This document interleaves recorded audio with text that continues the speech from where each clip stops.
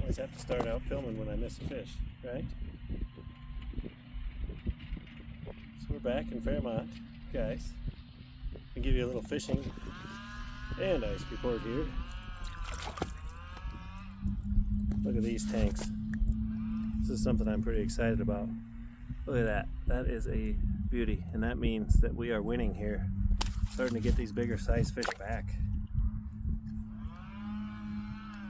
And that is not the only one I've caught out of this school that I'm on. There's been some good ones. Probably some of the bigger fish that I've seen, even what we were getting out of the boat. These are much larger. Boy, they are active.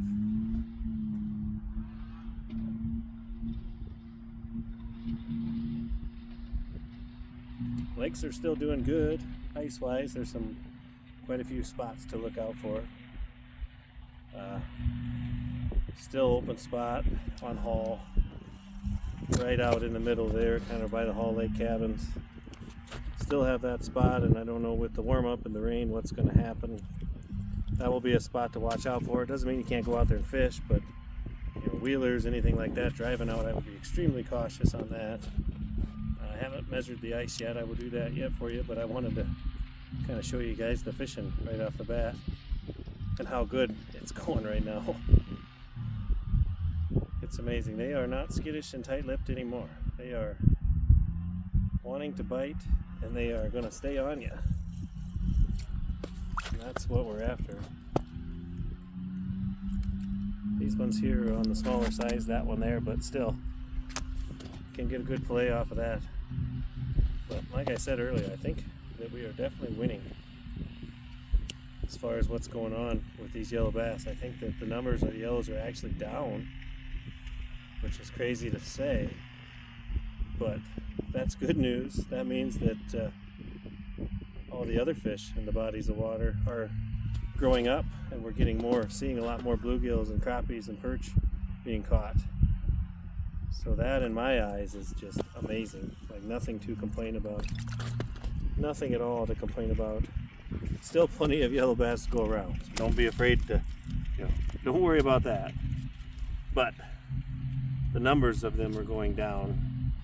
So that's huge. That means us anglers, that means you guys are doing great. Getting out here and catching them, having fun. Great to eat. Absolutely no reason why you wouldn't want to come catch them. So much fun. Look at that one grabbed it on the way down. Didn't even, right now, ooh, that's a good fish too. Real good fish. Look at that. Right now I'm not even using, I use my live scope, but right now I'm just fishing, no sonar, know where they are, just dropping down, and as soon as I hit the bottom I'm going to crank it up 2 times. As soon as I get on the bottom it's 1, 2, and stop. Still want to stay above these fish, like we always tell you, to keep them interested, but I really enjoy fishing without a sonar. Then you don't have to worry about getting tangled up on nothing. You don't lose as many fish at the top of the hole because they get tangled in the transducer cord. All that fun stuff. When I tell you the quality of these fish today, man, I am loving that. They're fun to catch regardless. Man, that one up bit me like a crappie. Man. And he's not very big. These ones still aren't bad. Like I said, you still get good meat out of these guys. Whether you believe me or not, if you don't, well, come out here and give it a try. Come catch a mess of them, clean what you can, practice. One thing about them is if you're not real good at cleaning fish, the yellow bass are perfect for the kids to learn. You got a bunch of them. If you mess up on a couple, well, you got more. That's the best part about them too. You don't have to feel bad learning a lot of things with these yellow bass. Really helps the kids too, getting them out. Kids especially, that's the most important thing in my book, is getting the kids out here, showing them what this is all about. Look at that tank. Look at that. Look at that, guys. That is a beauty. I am super excited about that. Like I said, you get the kids out here.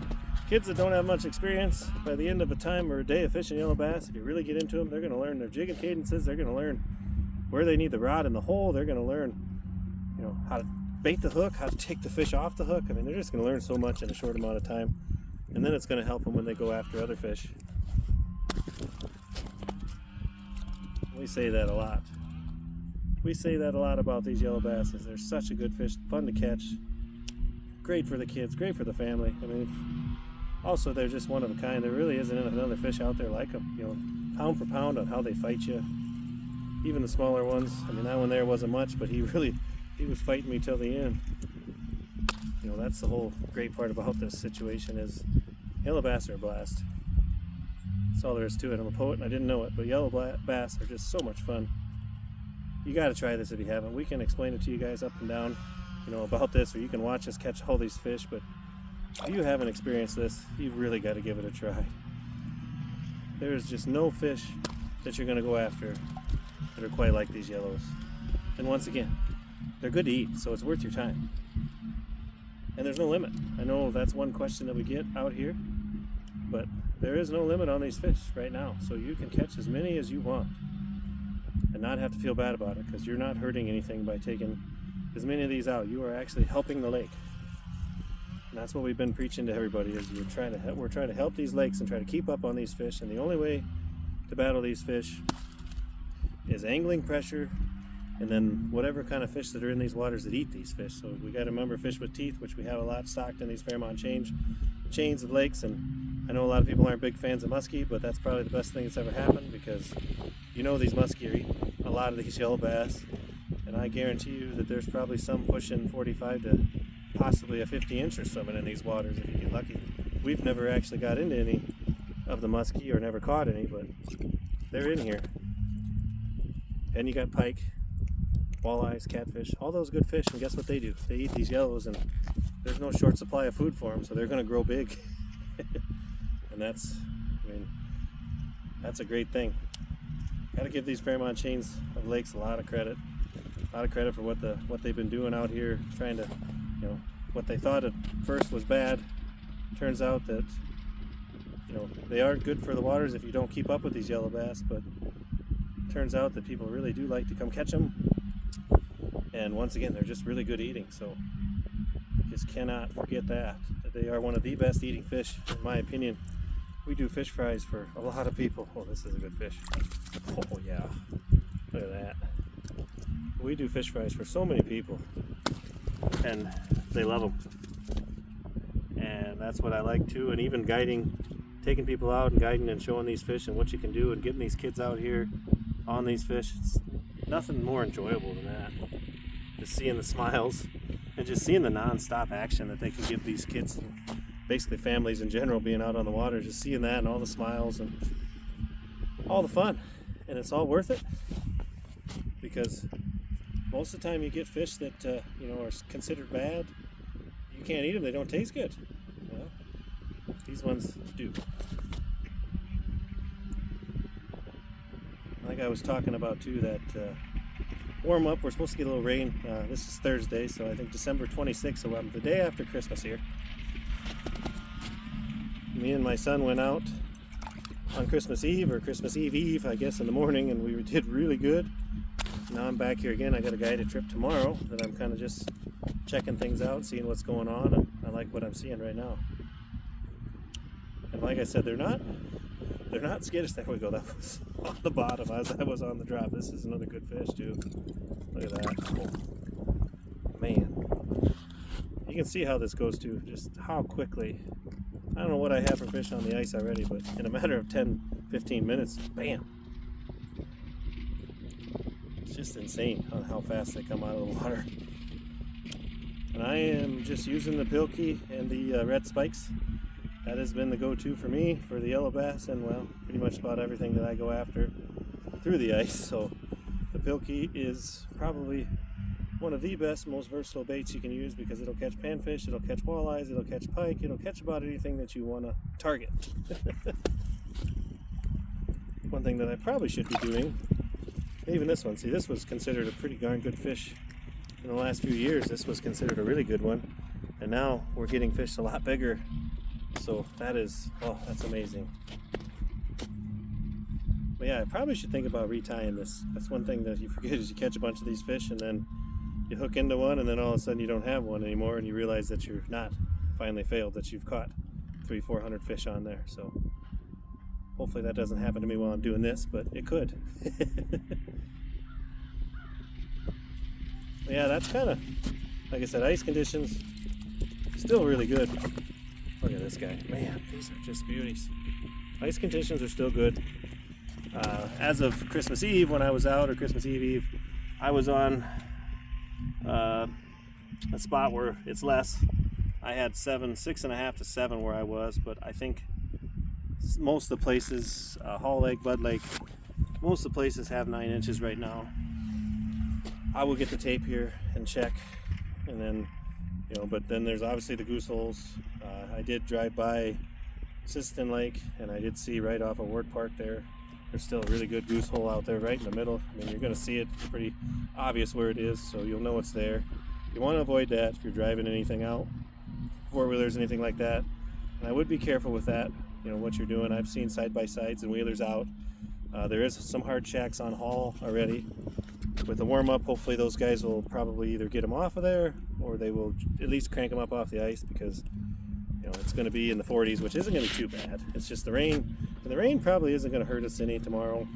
Depends on how much we get, but we have snow on the ice right now, so I don't think the rain is going to damage our ice. We're not going to lose much ice, and we already have a good solid layer for this time of year, so it's going to handle a good warm-up. Now, if UC temp's going to hit 50s and 60s, then we'll be talking a little bit different on what's going on, but right now the ice conditions are pretty good. I've been walking out still, finding these fishing areas where you don't have to walk that far, so that's a plus. You don't have to walk miles, and that's not bad. We do have our snow dog that we'll use for guiding here this week, and I did have my side-by-side out on Hall because we had a good solid 9 inches, and it wasn't even hardly cracking or nothing while we were driving out with that, so I was pretty confident in that. But once again, on Hall, you have to remember that side behind the Hall Lake cabins, that is all wide open still, and you'll see the birds and everything there, and you'll see the darker ice with the snow. But once we get that rain and we get a little bit more warm-up, it might get bigger, and I know a lot of people have been fishing off the point, and rightfully so. It's a good spot, but just when you get out there, just use caution. Don't forget to bring your spud bar along just in case, because when the snow melts and then everything's going to be dark because we'll have water and stuff on top, you're not going to see those open water spots, so you're going to want to know where they are, and you're going to have to really be cautious about that. And definitely, if you are driving something, have a route. Maybe hopefully you have GPS so you can follow the same route on and off, so you just don't get lost. Because a lot of times when people go through the ice, it isn't so much that they're not smart or aren't paying attention to what they're doing. It's just they get disoriented, whether there's fog or when it gets dark, and they just get disoriented in the direction they're going, and then they'll drive right into open water. And we don't want to see anybody doing that. So we just kind of want to make sure everybody has an idea of where the spots are. Bud Lake, I haven't seen any open water spots on Bud. I believe it's fully, if anybody sees anything and they know something, please comment below. Let us know where you found it if you did find it. But I have not found any open water or seen it. So Bud, for the most part, is looking good on that side of things. But Hall and Sisseton definitely have open water that you want to watch out for. And keep that, that one got away, but just keep that in mind, because you just want to be careful. Like I said, it is still early ice, and we have that 9-inch average, but there is spots that may have less. Like I told you about, I was on, me and Ryder were on 6.5 to 7 where we were, which is the least amount of ice that I've found since we've been out in the last week or so. So you have to watch that. Me, I need, for my crew cab side-by-side, I want to have 9 to 10, basically to be driving that out. Wheelers, I've seen a lot of four-wheelers out, so that's up to you. Our snow dog, we'll take that out on 4 to 5. It's pretty light with the tracks and spread out, but you just want to keep that all in mind when you're going out, because, like I said, bad things can happen if you don't pay attention. No ice is safe ice. And remember, what I'm telling you is just what I'm seeing. It's not the final word. You still be cautious. We're just letting you know in the spots, and we're not responsible for what you choose to do. But we just want to make sure you are totally aware of those things.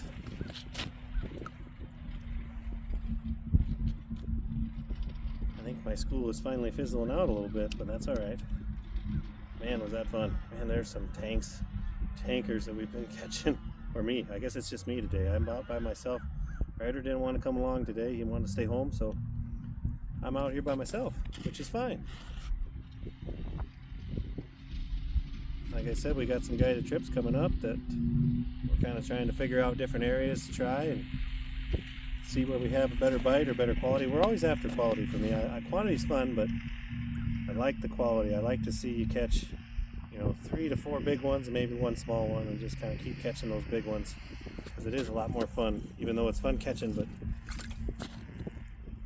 and as I say that, then I'm catching a small one right here. But these ones still do eat. There's still good meat on these things. I know they don't look like much, but just fillet one and try it sometime. And there's many different ways you can prepare them. I know I pickled them. Those are the perfect size to pickle.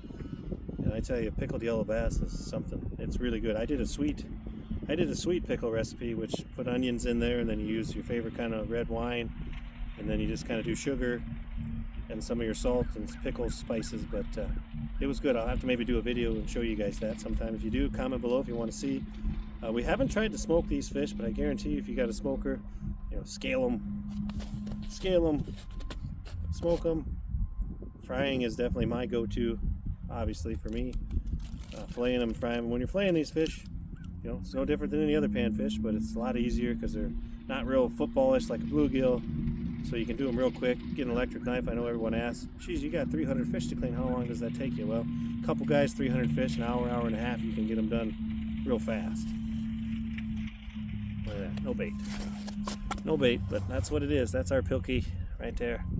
The old I like gold. That's kind of been the ticket for me. With that gold pilkey with that dropper chain, you're still going to want to put, as we always say, they want to have at least 2 to 3 spikes on there most times. And they really like the red ones. Not saying you can't catch them on the whites, because you can. The red ones seem to be the ticket. I know they feed on the bloodworms like the perch do. So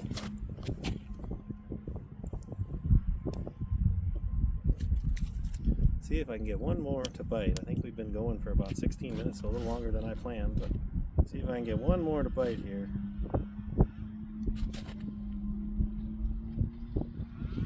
And I will go grab my tape measure and get a measurement. Just bait my hook, slow them down a little bit. But yeah, I'm fishing with no sonar in the hole. I'm just using my live scope, pinpointing where they are, making sure I'm drilled on top of them, and then I'm just dropping down to the bottom. Once my line goes slack, I'll stop, and then I'm just going to come up like once or twice, a couple cranks. I'm just going to stay there and jig. As you can tell, I'm standing up, but I got the 42-inch Legends Custom Lip Ripper, which has been one of my favorite rods. Use it all the time. Really good looking custom rod. We do have them available, so if anybody's interested and want to get a hold of one of these, message us on Facebook. We can arrange shipping them to you if you'd like. You'll be responsible for shipping, but very affordable rod. This one right here, originally we sell them for 140, but they're on sale for 120 right now. But as you can tell, when you see that tip, look at how nice and even that bend is. Look at, you got a fish on the end of there. It's gonna keep them pinned. And even this guy right here, pretty nice. But great rod to have. So, all right, well, this is my quality, great size fish right now. Like I said, guys, we're winning. I love it. But yeah, so give us a like, comment down below. But ice report, I'm going to do a measurement here. I'm going to show you what I have. I'll do that before we show you this fishing side of it, so you're going to see the ice thickness here that I have. But yeah, fishing's great, guys. So if you're looking for a place to go, Fairmont, Minnesota, want to fill the freezer, get on some of these yellows. If you don't know what you're doing or you need some help, some guidance, give us a call. We can definitely hook you up. We got openings for the rest of this week, and we're starting now. We're guiding. We start tomorrow. So if you're looking to get on the fish, it's pretty affordable, family fun. We actually, each 15 and under kids, one kid gets to fish for free with a paying adult. So we like to do that because we don't want it to be too expensive for the family.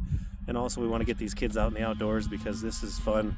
I tell you what, the smiles, it's great. Even my face, it never gets old for me. I really enjoy this. So, all right, guys. Well, like I said, smash that subscribe button. Really appreciate all you guys. But it's kind of been, well, it's not quick. It's going to be a 19-20 minute video, but a little quick fishing and ice report here from Fairmont, Minnesota.